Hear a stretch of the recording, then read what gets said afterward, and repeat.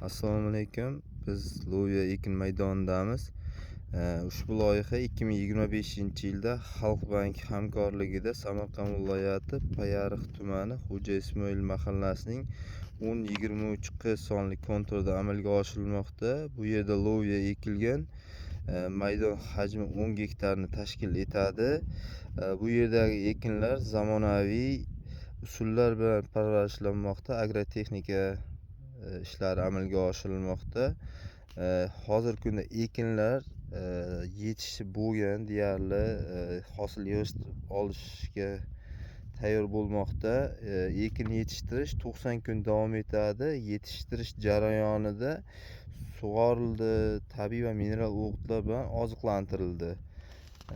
Ushbu loyihaga 30 ta dehqon xo'jaligi biriktirilgan bo'lib, har bir dehqon xo'jaligiga o'rtacha 30 sotikdan yer to'g'ri keladi.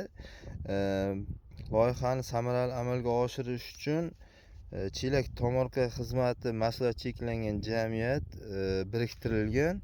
Ushbu loyiha bo'yicha har bir gektardan 4600 kilogramm, ya'ni 4 o'ndan 6 tonna hosil olish bir gektardan va jami 10 gektardan 46 tonna hosil olish rejalashtirilgan. Ushbu ekinlar yig'ishtirib olingandan so'ng ikkinchi ekin sifatida ham o'sha yuqori daromad keltiradigan ekin ekish rejalashtirilgan.